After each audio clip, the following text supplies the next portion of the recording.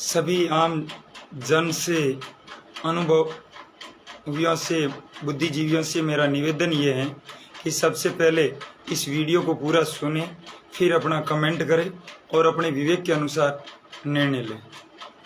मैं आप सभी से बाड़मेर जिले के समस्त जनप्रतिनिधि और जनप्रतिनिधि के साथ में चलने वाले प्रत्येक माता, बहन और भाई, बुजुर्गजन, गुरुजनों को कहना चाहूँगा कि आमरण अनशन भूख हड़ताल पर 10 जुलाई से आज 14वां दिन है।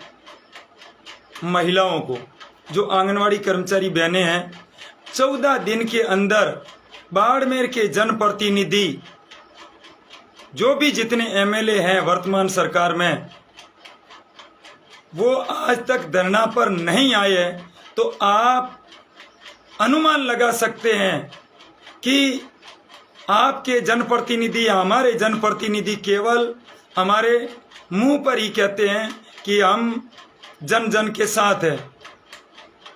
अरे कम से कम धरना स्थल पर आकर के जायजा लेना चाहिए और वार्तालाप सुननी चाहिए कि आखिर इन बहनों को आमरण अनशन धरना क्यों करना पड़ा। अगर गलत ये बहनें हैं तो तुरंत पब्लिक के सामने धरना स्थल पर बताए कि बहनों आपकी गलती है, ये हमारे प्रशासन की कोई गलती नहीं है। मैं आप सभी आम जनता से कहना चाहूँगा, मैं किसी राजनीतिक दल को टारगेट नहीं करना चाहता हूँ। यहाँ माताएं अपनी जिंदगी और मौत से लड़ रही, 14 दिन भूखा रहना किसी के बस की बात नहीं है, और कोई रहकर चाहता है ना तो भी नहीं रह पाता है। तो आखिर ऐसा क्यों? आपने हमारे जनप्रतिनिधियों के फेसबुक देखे होंगे, उनके फेसबुक पेज देखे हुए होंगे, उन पर आपने देखा होगा कि जो एक महिला के अपने परिवार में जब डिलीवरी होती है, उसको हम जो सूतक निकालते हैं, उस सूतक को माता दौड़ कहते हैं मारवाड़ी में। माता दौड़ पर भी जनप्रतिनिधि आते हैं और अपने वहाँ फोटो खिंचवाते हैं और पब्लिक में पब्लिसिटी करते हैं कि हम जनता के साथ हैं, आपके सुख दुख में साथ हैं। अरे सोशल मीडिया पर फोटो या वीडियो के माध्यम से आप अपनी वाहवाही ना करें। धरातल पर सुख और दुख में आपको साथ में रहने की आवश्यकता है। या कांग्रेस, बीजेपी, आरएलपी, बसपा, सैकड़ों दलों का या दलों से लेना देना नहीं है। अगर आपका पवित्र भाव और वास्तव में आप जननायक हैं, तो आपको पहले इन बहनों की बात सुन करके इसको समाधान अपने राजनीतिक दल से अलग रख के करना चाहिए। तो आपके अंदर होती है महानता। वास्तव में आप जनसेवक हैं और जननायक हैं। और बहनों ने बाड़मेर के सभी एमएलए महोदय से बोला है, जिसमें मैं एक एमएलए महोदय जी ने बाकायदा बात भी की, उनका मैं नाम नहीं बताना चाहूँगा, वो तो हम सभी आंगनवाड़ी कर्मचारी बहनों को पता है। बाकी सभी एमएलए यही कहते हैं कि आप नेती बनो और नेतियों बन के लड़ो। क्या ये उचित है? क्या क्या टांड कसते हैं? क्या अभी तो 18 को ही हटाई है? क्या आपको इन बहनों के परिवार ने, इनके बहनों के रिश्तेदारों ने ही तो वोट दे करके आपको सिंहासन पर बिठाया? इसलिए बिठाया था कि आप हमारे शोषण करने के लिए सिंहासन पर विराजमान हो। ऐसा नहीं, आपको इसलिए बिठाया है कि अगर हम अन्याय करें तो आप हमें दंडित कीजिए, और हमारे साथ कोई अन्याय करे आप उसको दंडित कीजिए। सच्ची घटना यह है इस धरना स्थल की, मैं बताना चाहता हूं कि ये जो आंगनवाड़ी परिवार कर्मचारी संगठन है, ये आंगनवाड़ी कर्मचारी बहनों ने बाड़मेर में 1 जनवरी 2023 को नींव रखी, स्थापित किया। और उसके बाद में इन बहनों ने लगातार 22 जनवरी से प्रत्येक ब्लॉक स्तर, शेड़वा, चौटन, रामसर, गुड़ा मालानी, बालोतरा, ऐसे करते हुए पूरे जिले के अंदर बैठ के मीटिंगें की कि हमारे को सरकार ने, वर्तमान सरकार ने 2018 में जन घोषणा में 2 जगह लिख रखा है, 2 जगह, कि आप बहनों को, आंगनवाड़ी कर्मचारी बहनों को नियमित किया जाएगा। जबकि यहाँ तक एसडीएम महोदय जी बाड़मेर के हैं, वहां मैं भी गया था साथ में और बहनें भी गई थी अनुमति लेने के लिए। अनुमति लेते समय बहन ने मतलब एसडीएम साहब ने कहा कि आपको अनुमति लेने की कोई आवश्यकता नहीं है, आप कर्मचारी है, सिस्टम में चल रही है। हमने कहा कि नहीं सर, आप अनुमति हमें दीजिए, हम सरकार की गाइडलाइन को फॉलो करते हुए सरकार के सामने मांग रखना गुनाह नहीं, हम तो केवल मांग रख रहे। इस प्रकार बाड़मेर जिले के 16 परियोजनाओं में कभी भी बाईतू की मीटिंग के अंदर 10,000 के आसपास या उससे ज्यादा बहनें एक्टिव हुई थी, आंगनवाड़ी कर्मचारी बहनें। फिर भी हमने पुलिस का एक सिपाही तक नहीं लिया और नहीं कोई हमारी शिकायत आई। इसी भांति फिर जालोर, जैसलमेर या कुछ ब्लॉकों में करके प्रदेश लेवल अन्य जिलों के अंदर अपनी आंगनवाड़ी कर्मचारी बहनों से वार्तालाप करें कि आखिर हमें नियमित होने के लिए सरकार से वार्तालाप एक हमारे स्वयं का संगठन होना चाहिए। आज तक जितने आंगनवाड़ी कर्मचारियों के नाम से जो संगठन बने हुए हैं वो मजदूर संगठन है, और वो मजदूर नहीं चाहते कि हमारी भीड़ कम हो, हमारी ताकत कम हो, क्योंकि कर्मचारी बनने के बाद में उनको पता है ये साथ में नहीं रहेंगे, इसलिए उन्होंने रखा था। तो हम इस प्रकार से 5-7 बहनें जिला स्तर पर निकले, यहाँ से बीकानेर होते हुए ऐसे करते जयपुर होते हुए कोटा पहुंचे, और कोटा वहाँ एक बहन का 2-3 बहनों के जो नंबर हमारे पास थे उन नंबरों से संपर्क किया। बहनों, हम आपसे संवाद कार्यक्रम करना चाहते हैं, हम आपसे वार्तालाप करना चाहते हैं, आप अपने विवेक और बुद्धि से हमारे साथ रहो या मत रहो, वो आपका निर्णय है, हमें कोई इतराज नहीं है। इस प्रकार से वहाँ वार्तालाप हुई। तो वहाँ जो एक साइदा नाम करके आंगनवाड़ी कर्मचारी बहन है और उसका एक संगठन बनाया हुआ है मजदूर हिंद मजदूर संगठन सिट्टू राजनीतिक दल से दक्षिण भारत में, उससे वो जुड़ा हुआ है उसका, और राजस्थान में कोटा के अंदर उसका संगठन मजबूत है। वो तो पहले से 25 सालों से संघर्ष कर रही है। उसने वह हमारे को जो धमकियां दी है, चलो हम झूठ बोल सकते हैं सभी, परंतु उसका व्हाट्सएप चैटिंग है, उसकी प्रतिलिपियां हम प्रशासन को पकड़ा रहे हैं, तो कलेक्टर महोदय जी को, हर नेता को ये पकड़ा रहे। उनको पता है कि चैट में उस बहन ने स्पष्ट मैसेज लिख रखा है, वो मैसेज आप पढ़िए। मैंने एक लाइव और इससे पहले किया है लाइव इसी फेसबुक आईडी पर, आप देखिए उसमें स्पष्ट मैसेज दिख रहा है। तो बहनों, ये जो जनप्रतिनिधि है उस बहन के दबदबे के अंदर किसी मंत्री को चाहे ब्लैकमेल कर रखा हो, चाहे किसी अधिकारी को ब्लैकमेल कर रखा हो, चाहे वो वोटों की ताकत हो उसके पास, कुछ भी है उसका तो अनुमान नहीं लगा सकते हैं, परंतु उसी से ये षड्यंत्र इन तुरंत उस बहन के कहने से, उस बहन ने क्या दिया था, आप बाड़मेर नहीं पहुंचोगे जब तक आपको अच्छी खबर मिल जाएगी। उसका कहने का टोंट कसने का मतलब यही था कि आप वहां जाएंगे उससे पहले नौकरी खो जाओगे, वो लिखा हुआ भी है उसमें। तो इस प्रकार से अधिकारी ने तुरंत 7 बहनों को हटाया, 1 घंटे के अंदर उसने अगर हटा दिया है, ये क्या अन्याय नहीं है क्या? कम से कम अगर सिस्टम और न्याय से होता तो इन बहनों को समय दिया जाता सप्ताह भर का। उनको पता है प्रदेश स्तर से निकली है, आप आइए अपनी वार्तालाप रखिए, विभाग को जवाब दीजिए, और वो भी बड़े अधिकारी सीडीपी और सीडीपी सुपरवाइजर रिपोर्ट मंगवाते, इस प्रक्रिया से गुजरना था।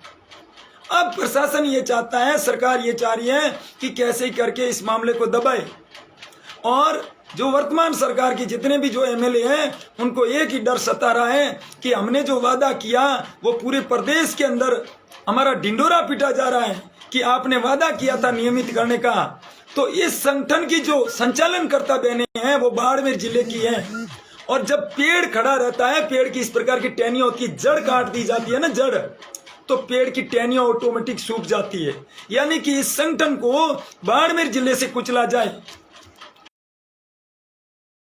इस प्रकार से यह षड्यंत्र किया गया, फिर 3 महीने इंतजार किया गया, फिर वही रवैया अपनाया है।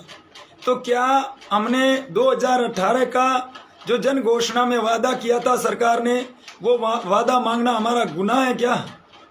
आज हम मौत और जिंदगी से जूझ क्यों रहे हैं? क्या हमारे खुद के व्यक्तिगत स्वार्थ इन बहनों का या हमारा है उसमें? अरे कम से कम गलत का विरोध करने के लिए एक मंच पर एक साथ आप खड़े नहीं रहोगे, जिंदगी में आप आगे नहीं आओगे। इसी प्रकार हम सर्किट हाउस में विज्ञापन देने के लिए गए थे, वहां भी एक जनप्रतिनिधि महोदय जी खड़े थे, मैं नाम नहीं बताना चाहूंगा, मेरा वीडियो देख करके वो समझ जाएंगे, और जो धरना स्थल पर बहनें बैठी उनको भी पता है। उस जनप्रति महोदय ने कहा भी था कि मतीरों का भारा नहीं होता है। क्या? मतीरों का भारा नहीं होता है, यानी कि तुम्हारी महिलाओं की कभी एकता नहीं होगी और आप कभी नियमित नहीं हो सकते। आप करती क्या हो? 1 घंटा काम नहीं करते हो, ऐसा बोला जा रहा है। और हमने उनको कहा सर अभी तो गुरुजनों से भी काम कई गुना बढ़ गया है। ऑनलाइन के अंदर उनका आधार वेरिफिकेशन करो, लाभार्थियों के उनके जन आधार वेरिफिकेशन करो, उनका पोषार ट्रैकर पर पोषार को, मतलब इतना काम कर दिया है एक छोटे मोबाइल पर, जिसकी अब क्या कल्पना बताए। ये एक बहुत बड़ा षड्यंत्र है। सभी बहनों से, आंगनवाड़ी कर्मचारी बहनों से और आम जनता से मेरा निवेदन यही है, क्या जनप्रतिनिधि धरना स्थल पर आकर के ये वार्तालाप करके इस धरने पर न्याय करने के काबिल नहीं है क्या? अगर ये काबिल नहीं है तो आने वाले समय में ऐसे जनप्रतिनिधियों को आप अपने घर में पनाह देते हो, अपने गांव में पनाह देते हो। मैं तो कहता हूं पनाह देने वाला सबसे बड़ा गुनाहगार है। अरे राजनीति करनी है तो विकास के नाम पर कीजिए, देश के उत्थान के लिए कीजिए, देश के युवाओं को उठाने के लिए कीजिए, नारी शक्ति के उत्थान के लिए कीजिए। अरे इन नारियों को कुचलने से कोई फायदा नहीं है। आज जो खेतू देवी जी है, कल उनको हॉस्पिटल में भर्ती किया गया, तो 2 दिन पहले किया गया था, कल वहां से जबरदस्ती डिस्चार्ज कर दिया और एक पेशेंट उनके सोते हुए उसी बेड पर लाके सुला दिया कि जगह खाली करो। तो फिर धरना स्थल से उठा के क्यों लेके गए? रात को भी पुलिस आई थी, हमने यही बताया कि हमारे को हॉस्पिटल में ये परेशानी है, अगर आप पास में रहते हो तो हमारे को यहाँ ले जाइए। फिर रात को बहन बबीता जी की भी तबीयत नरम होने की वजह से उन्हें भी ले जाया गया था, एक ड्रिप लगाई गई थी और उनकी रिपोर्ट ज़्यादा गंभीर बताई जा रही है। और खेतू देवी जी तो बिल्कुल ही गिरनारे बोल नहीं पा रहे, मेरी जो मैं तो बोल तो पा रहा हूँ, क्षमता है अभी तक कुछ दिनों के लिए, परंतु खेतू जी की ज़्यादा गंभीर, अभी उनको पुलिस प्रशासन हॉस्पिटल में लेके जा रही है। मैं स्नान करने आया और ये आप तक संदेश देना चाहता हूँ, आप प्रत्येक जनता से मैं यही कहना चाहूँ, आप राजनीतिक दलों को अंधभक्त न बनिए। मैं भी किसी पार्टी से जुड़ा हुआ हूँगा, ऐसा नहीं है कि नहीं जुड़ा हुआ हूँगा, मेरा परिवार भी जुड़ा हुआ होगा, मगर यह पार्टी से हमें लेना देना नहीं है। हमें महिला, हमने जिस माता के कोख से जन्म लिया वो भी एक नारी थी, तो उस नारी के दर्द को समझिए। और आज 14 दिनों से जो भूखी केवल पानी और चाय पर जो चला रही है, उन बहनों की आत्माओं से पूछिए उनकी कितनी दुआएं होगी और कितनी बददुआएं होगी।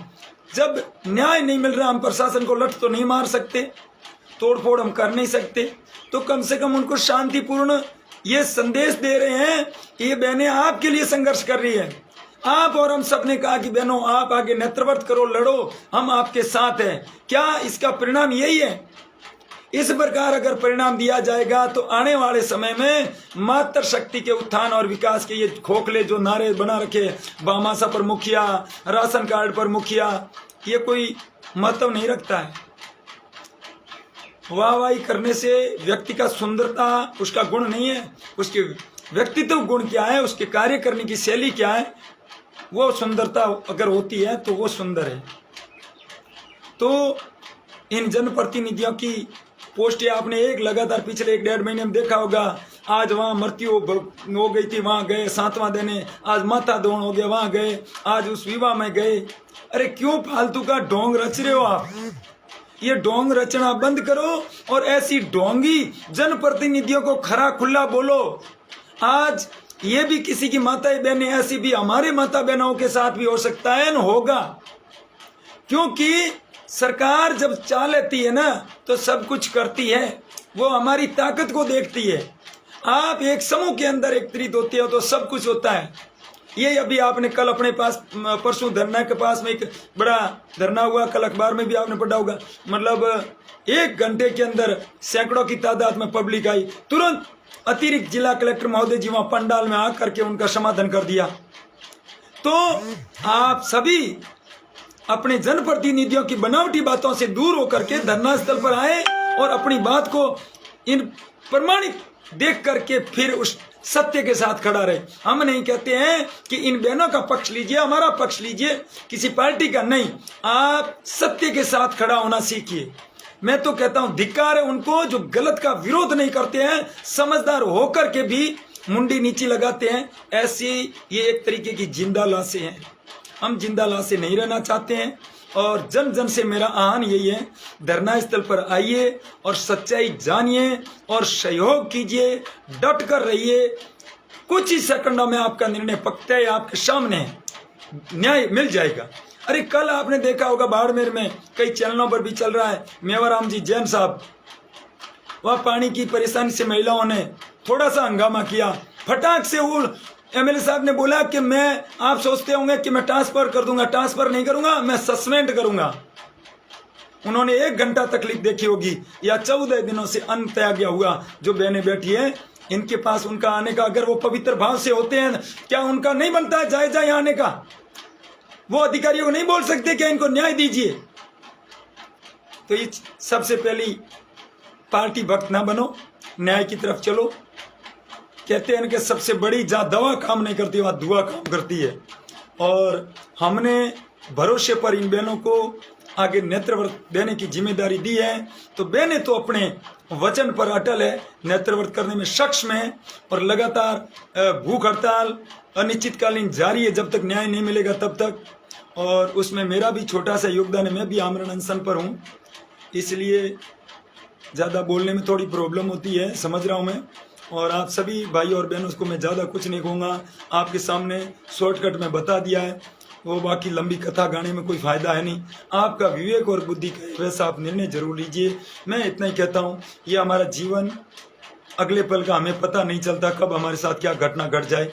सत्य के साथ चले, अच्छे कर्मों में योगदान दे और गलत का विरोध करे, यही हमारी इंसान है। और इंसान होने के नाते हमें सदा इस तरीके से आगे बढ़ना चाहिए। सत्कर्म ही हमारे साथ चलेंगे, बाकी ये पक्षपात और भेदभाव इसी जमीन पर रहेंगे और यहीं रहने वाले, साथ कुछ नहीं चलने वाला। इन्हीं शब्दों के साथ आप सभी बहनों और भाइयों से निवेदन है, अगर आपको अच्छा लगे तो ये जन जन को वीडियो आपके फेसबुक व्हाट्सएप सभी ग्रुप में डालिए और बाड़मेर की जनता को बोलिए कि न्याय के साथ रहिए। अगर न्याय के साथ आप नहीं रहोगे, आप अत्याचार और शोषण करना, सहन करना सोचोगे तो शोषण ही होगा और हमारी आने वाली भावी पीढ़ियों एक कमज़ोर पीढ़ी तैयार होगी जो आने वाले समय में, संकट के समय में हमारे आगे आगे उनका सामना नहीं करेंगे, वो बैकग्राउंड भागेंगे। अब आपको तय करना है कि हमारी आने वाली पीढ़ियों को किस दिशा में लेके जाना। जय हिंद, वंदे मातरम। फिर मिलेंगे अगले समय, मगर आखिरी सांस तक आप संघर्ष जारी रहेगा।